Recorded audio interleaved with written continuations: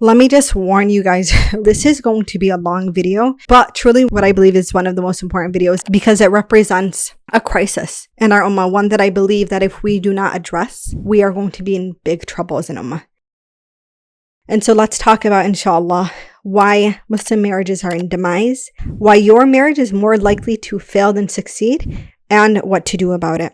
Things that I promise you probably nobody has ever taught you in this way about marriage, about how to identify unhealthy marriages, how to build a successful marriage. And whether you are married or unmarried and hoping to be married, there's going to be a lot of very powerful notes that you can take, inshallah. If you are, as you're watching this, you're like, oh my God, Hannah, this is like really inspiring, but how do I do the inner work? How do I make sure that I'm not one of those struggling marriages? How do I make sure that I'm not stepping into a situation where I'm lacking character, I'm lacking taqwa, and my trauma is actually affecting the success of my marriage? I took all of the inner work that I had done before getting married, and alhamdulillah, it paid off. I always am hesitant to say this because evil eye is a very real thing, but I'm very proud of the marriage, alhamdulillah, that my husband and I have been able to build.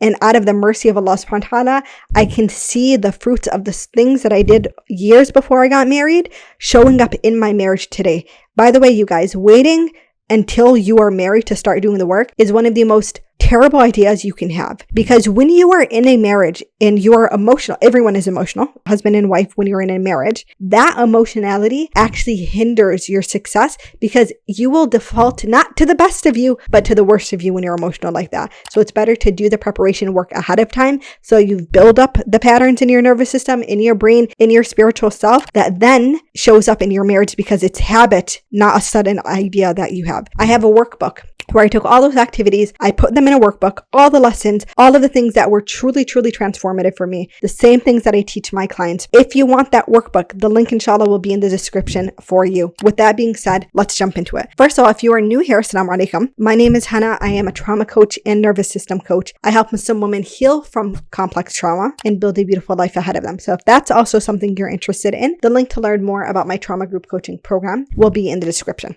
Let's jump right into it. There are 3 different types of struggling marriages. I want you to start thinking about 1, if you're married, what kind of type you're in, and 2, if you're not married, how you're going to avoid being in one of these types, inshallah. So the first one is the best struggling marriage to be in, and that is the repairable marriage. The repairable marriage is a marriage where both husband and wife say, hey, we're struggling, we're fighting all the time. Small things tick us off, big things tick us off. We have really true conflict, and our marriage isn't going to survive if it goes on this long. Let's do something about it. And so in a repairable marriage, 2 people show up and they're both willing to do the work. This is one of the rarer types, but has a huge likelihood for success. If you find yourself in these marriages, is that the willingness to do the work really leads to the sense of triumph and a pride, because you show yourself that the challenges that will inevitably come with marriage, right? Just as we are guaranteed by Allah subhanahu wa ta'ala to be tested alone, you're going to be tested in marriage. You prove to yourself that if you put in the effort for the sake of Allah, you can overcome those challenges. And now that creates a level of security in your marriage that you did not have beforehand. But this obviously isn't without its challenges either, because when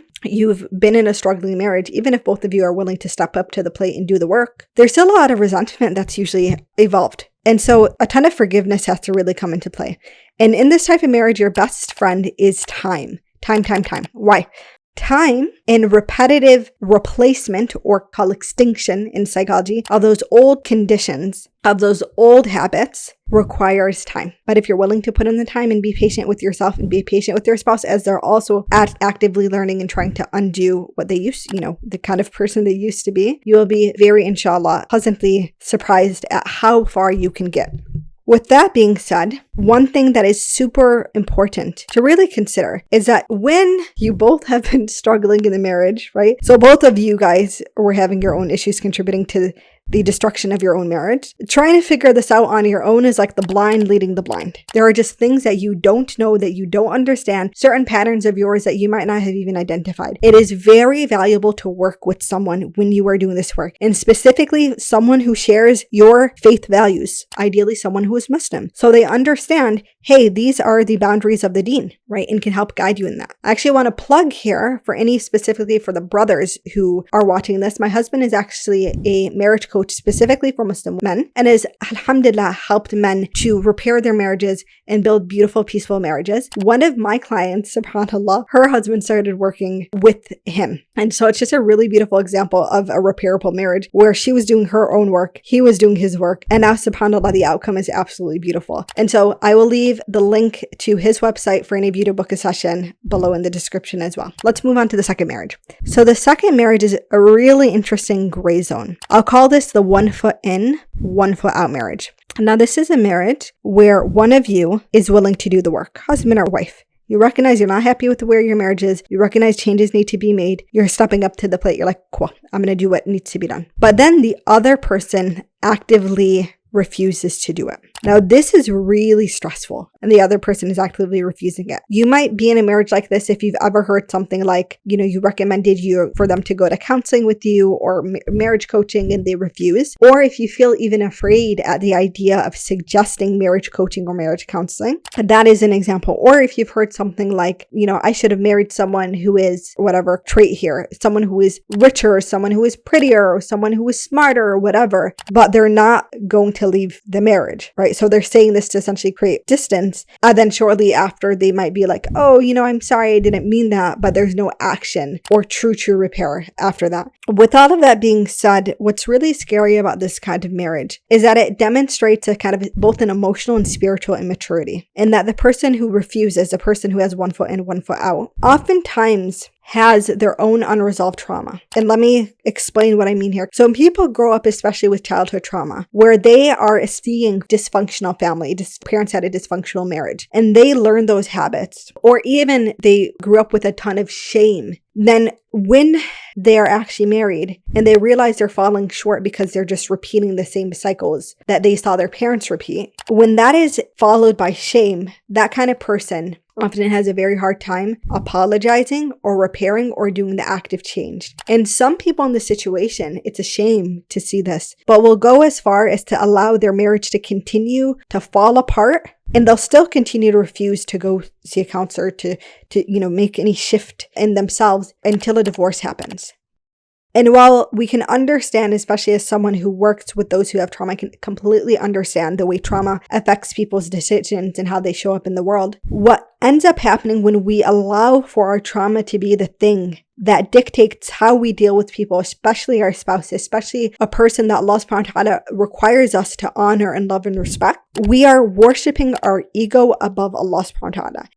Because you can have trauma and you can have that shame, and you can still say, Allah subhanahu wa ta'ala is greater. And because He's greater, I'm going to do better. I'm going to work on my character. I'm going to seek forgiveness for when I've been wrong and when I've oppressed my spouse, right? This goes to the husband or the wife. And this is why taqwa is so important in a marriage. Taqwa being God consciousness, yet we ignore it. How often do you hear someone ask about taqwa when they're hearing about a person, right? No, we ask about how much does he make? What does he do for work? Does he have a house yet? Does she cook or clean? Does she want kids? What's her degree? What does she look like? We don't ask about their taqwa. Maybe we'll ask, do they pray 5 times a day? As if praying 5 times a day magically means that they're going to be a person of good character. That's not how it works. But that lack of taqwa is very scary. The Prophet ﷺ in a hadith actually warned fathers, saying to them that if a person comes to you who's pleasing to you in deen and khulq, in deen and their religious practice, and in character, then marry him to your daughter. And the thing about psychological abuse, right? The damage that it causes, the emotional scars that it causes, is not something small. Physical wounds heal, but emotional wounds stay with you for a very long time unless you know specifically what to do to address them. When I say emotional wounds, I am speaking about trauma and otherwise. And so a statement that comes to mind in this, for those who are not married especially, Umar ibn Khattab told us, may Allah be pleased with him, or this is a saying attributed to him, I should say, to marry a person with taqwa. Because if you marry a person with taqwa, if they love you, they will treat you well. But if they hate you, this was strong wording, if they hate you, they will not wrong you. And in the person in a 1 foot in, 1 foot out marriage, they lack taqwa. They might not even be treating you well when they do love you. And then when they find themselves resentful or angry or triggered, they certainly do not treat you well. And then they're not willing to do the work to actually address it. The question to ask yourself, you guys, is if my marriage went on this for another 10 years, how would I feel about that? Would I be okay with that? And these marriages are not benign. the damage they do to you emotionally, mentally, but also if you have children and they're watching that happen, what do you think they're learning? What do you think they're seeing? What lessons are you imparting upon them? And that is the right to emotional safety. It's a well-known thing, understood by scholars. In the same way that a woman has her right to her mahr and the husband has a right to obedience from his wife, as explained in the Quran, you guys have a right to emotional safety with each other, which scholar had specifically mentioned this. But to the extent that it was described as essentially as a right for a woman to be complimented by her husband. And there's actually something so interesting about that when you think about it, because as women, yes, we absolutely love to be complimented. And what happens when to women who did not get that emotional validation from the men in their lives? So let's say before they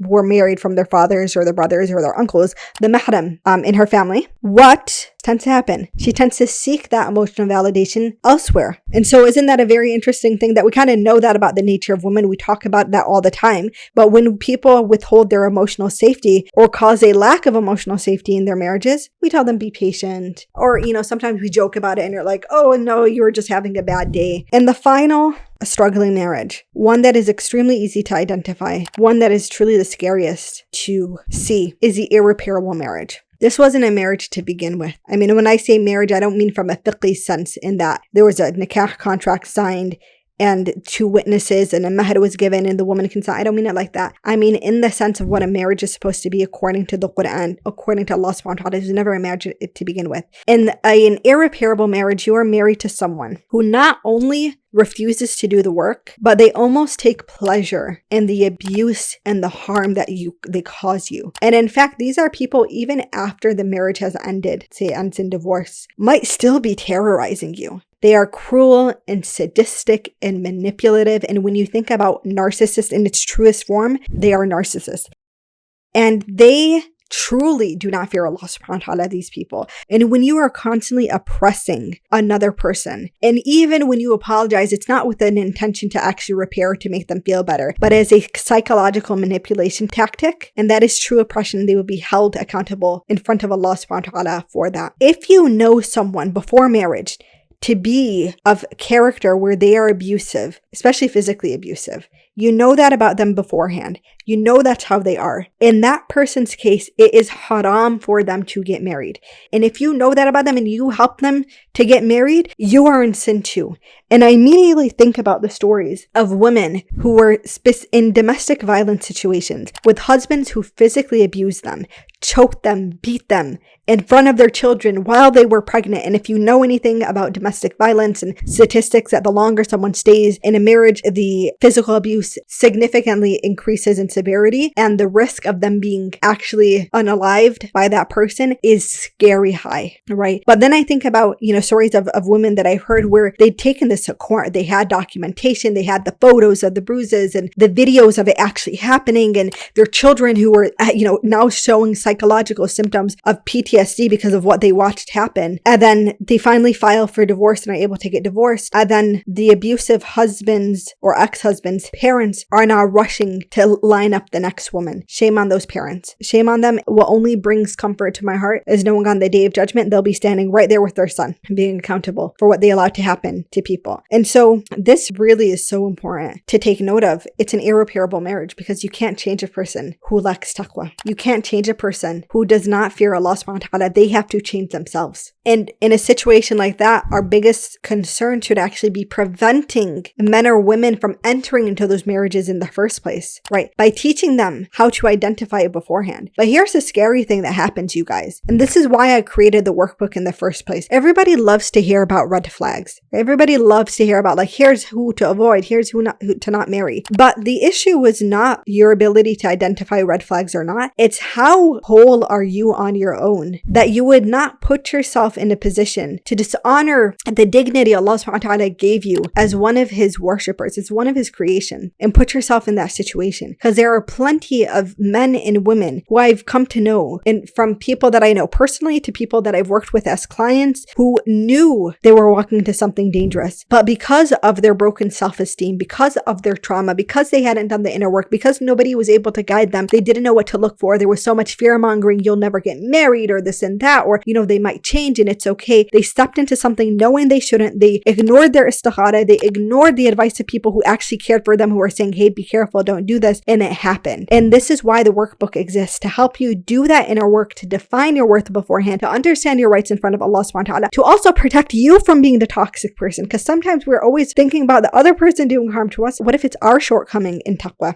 So once again, if you are interested, inshallah, in that workbook, I'm going to leave the link in the description below. Quran really highlights this, you guys, for us. And I don't remember if I already said this or not, so forgive me if I'm repeating myself. But Quran kind of describes marriage in kind of three main ways. And this is a really good way for you to understand, am I leaning into a marriage that is going to succeed, or am I either causing the failure of my marriage? When Allah subhanahu wa ta'ala tells us that He placed between the spouses, husband and wife, mawadda and rahmah, this compassionate love and mercy, that right there is a qualifier. And even when you look at the second and third marriage, right, the one foot in, one foot out marriage, and then the irreparable marriage, the mawadda and rahmah, you can tell, is severely faulty. Because when you have true compassionate love for someone, in true mercy towards someone, the mercy allows you to overlook their faults, and the compassionate love allows you to do right by them, right? It allows you to trade your arrogance for humility, so you can admit when you're wrong and apologize. It allows you to be gentle when you want to be harsh. It allows you to be grateful instead of just expecting, oh, they're going to do it anyway, right? Oh, my wife cooks all the time, so why would I say thank you? Oh, my husband works because he has to, obviously has to provide, why would I say thank you? It allows you to really note the damage you're doing, because if everything was, does this contribute more to mawadda and rahmah in my marriage, or does it not? If you can think with that level of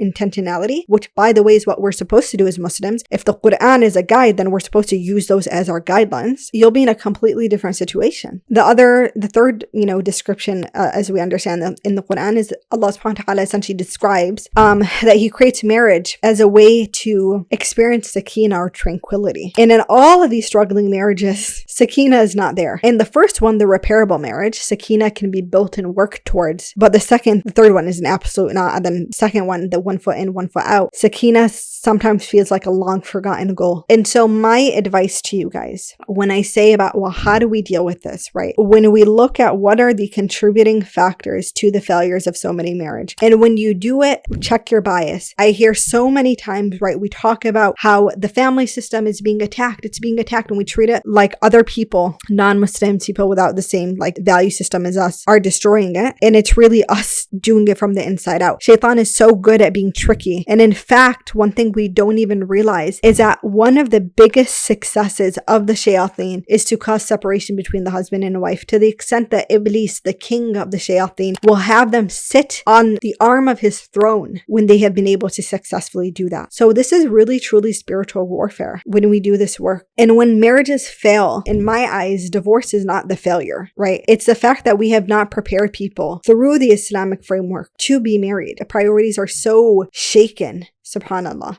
We say that these marriages fall apart in a few months or a few years. We tell people they haven't tried hard enough, and we're completely oblivious to the actual issues that are happening in these homes. I've heard stories of infidelity, emotional affairs, physical abuse, severe psychological abuse, financial infidelity, right? So many issues there that reflect not that people weren't trying hard enough, but there is an obvious lack of taqwa, where for some reason we do not see our husbands or wives as deserving of justice and honor and good treatment. And if we were to start at that root, where people are building taqwa and building deen and doing that work, we save ourselves from a lot of grief. And one place to start is to actually do that inner work. If you are interested in doing that inner work to heal your trauma, so you can step into your marriage, not as a toxic wife, but as, inshallah, healed one, then the link to my group coaching program is in the description. If you want that workbook, by the way, it's super cheap. It's a digital workbook. You can go to the link as well. And for any brothers watching this who want to work with my husband, the link is there as well. Thank you so much for watching, and share your kind, respectful comments in the comment section, and let's see what comes out of it. Assalamu alaikum.